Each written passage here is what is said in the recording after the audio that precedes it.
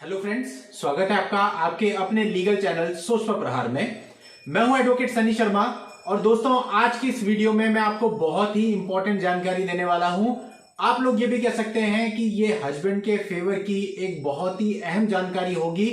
Honourable supreme court of India ने अभी हाल ही में 26 फरवरी 2021 को ये रूलिंग दी है और इस रूलिंग से उन तमाम हस्बैंड को फायदा मिलेगा जिनके ऊपर बहुत सारे केसेज उनकी वाइफ ने डाले हुए हैं, तरह तरह के, जैसे आप जानते ही हैं 125 डीवी 498A 377 और भी कई बार दुनिया भर के केसेस केवल परेशान करने के उद्देश्य से वाइफ के द्वारा हस्बैंड पर डाल दिए जाते हैं ताकि उसका मेंटल हैरेसमेंट हो, उसका फिजिकल हैरेसमेंट हो, वो बार बार कोर्ट में आए और परेशान हो, उसका पैसा खर्च हो और यदि वो सरकारी नौकरी में है तो उसकी नौकरी पर भी बनाए। और कई बार इन सारी वजहों से उसको अपनी नौकरी भी गंवानी पड़ती है, उसकी रेपुटेशन खराब हो जाती है, उसका करियर खराब हो जाता है। लेकिन सामने वाले को सब कुछ पता होता है। कई मामलों में, अधिकतर मामलों में ये होता है कि वाइफ वेल एजुकेटेड है, उसके बाद भी सब कुछ जानते हुए वो इस तरह के मुकदमे करती है एनिमिटी निकालने के लिए, दुश्मनी निकालने के लिए, और पति के पास कोई ऑप्शन नहीं होता और वो केवल उन मुकदमों को डिफेंड ही करता रहता है,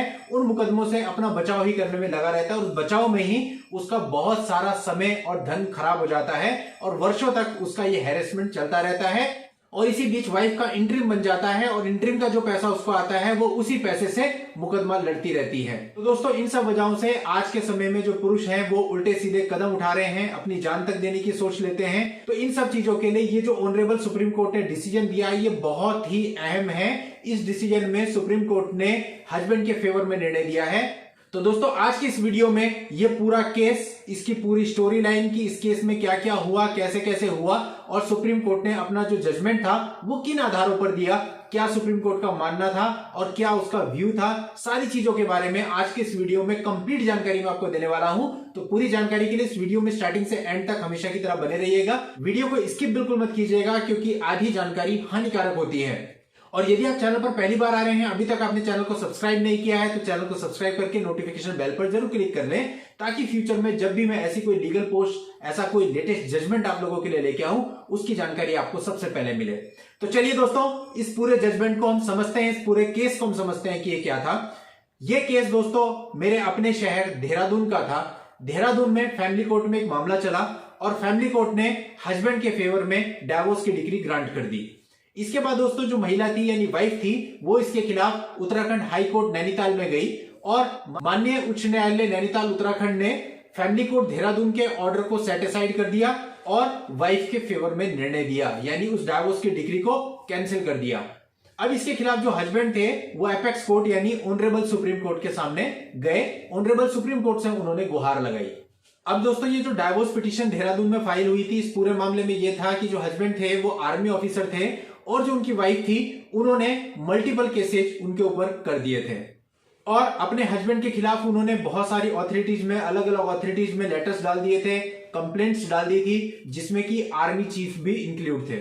हस्बैंड ने बताया कि उनकी वाइफ ने उनके जितने भी सुपीरियर्स थे उन सबको इस तरह की कंप्लेंट्स भेज दी हैं और उसके खिलाफ कोर्ट ऑफ इंक्वायरी चल रही है और इसी तरह से बाकी जितनी ऑथोरिटीज हैं जैसे कि वुमेन सेल है और बाकी ऑथोरिटीज होती हैं उन सब जगह भी उसने इस प्रकार की कंप्लेंट्स भेज दी हैं। वाइफ का दोस्तों ये कहना था कि उसने अपने रिलेशन को बचाने के लिए ये सब किया।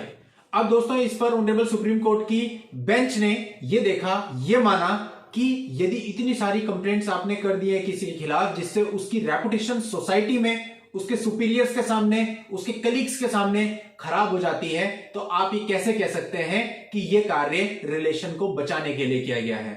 अब दोस्तों यहां पर ऑनरेबल सुप्रीम कोर्ट ने यह कहा कि filing of multiple complaints by an educated person against their life partner amount to mental cruelty as it affects the reputation and career of a person and divorce can be granted on that ground। मतलब कि supreme court ने यह कहा कि यदि कोई व्यक्ति अपने लाइफ पार्टनर के खिलाफ बहुत सारी कंप्लेंट्स डाल देता है और स्पेशली तब जबकि वो अच्छा खासा पढ़ा लिखा है, उसे पता है कि जो कंप्लेंट्स डाल रहा है इसके परिणाम क्या होंगे, तो ऐसे केस में इन सारी मल्टीपल कंप्लेंट्स को उसके लाइफ पार्टनर के खिलाफ मेंटल क्रूएल्टी माना जाएगा और इस ग्राउंड पर उसको डाइवोर्स की डिग्री भी मिल सकती है। बेंच ने इसके साथ साथ ये भी कहा कि जब वाइफ ने इतनी सारी कंप्लेंट डाल दी है तो इसे नॉर्मल बिहेवियर तो बिल्कुल नहीं कहा जा सकता, स्पेशली जब वो पढ़ी लिखी हो, उसको इसका परिणाम पता है कि इतनी सारी कंप्लेंट डालने से क्या क्या हो सकता है, फिर भी उसने ये सारी कंप्लेंट डाली है, तो इसको नॉर्मल बिहेवियर नहीं माना जा सकता। इंटेंशन इससे क्लियर होती है। इसलिए दोस्तों ऑनरेबल सुप्रीम कोर्ट ने यह माना कि जो वो हस्बैंड है उनके साथ मेंटल क्रूरल्टी हुई है और इस आधार पर उनको डाइवोर्स की डिग्री ग्रांट कर दी गई। और एपेक्स कोर्ट ने यानी कि ऑनरेबल सुप्रीम कोर्ट ने उच्च न्यायालय उत्तराखंड नैनीताल का जो ऑर्डर था उसको क्वैश कर दिया। हस्बैंड के फेवर में डाइवोर्स की डिग्री दे दी गई। तो दोस्तों कुल मिलाकर ऑनरेबल सुप्रीम कोर्ट का ये जजमेंट मैं मानता हूं कि ऑलमोस्ट सभी के काम आ सकता है, क्योंकि लगभग सभी केस में यही है कि वाइफ ने मल्टीपल कंप्लेंट्स कर रखी हैं और हस्बैंड उसकी वजह से लंबे समय से मेंटल क्रूरल्टी का शिकार है। तो दोस्तों ये एक अच्छी न्यूज हो सकती है आप सभी के लिए और आप सब अपने अपने मामलों में इस जजमेंट को यूज कर सकते हैं। इस जजमेंट का लिंक मैं इस वीडियो के नीचे डिस्क्रिप्शन में दे रहा हूं, वहां जाकर के आप इस वीडियो को देख सकते हैं, कॉपी कर सकते हैं, डाउनलोड कर सकते हैं और इसका लाभ उठा सकते हैं।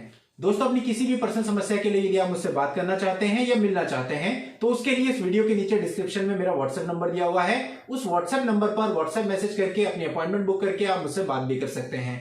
नेक्स्ट वीडियो में नई लीगल जानकारी के साथ मैं आपसे फिर मिलता हूं। तब तक के लिए goodbye and thank you for watching. Take care.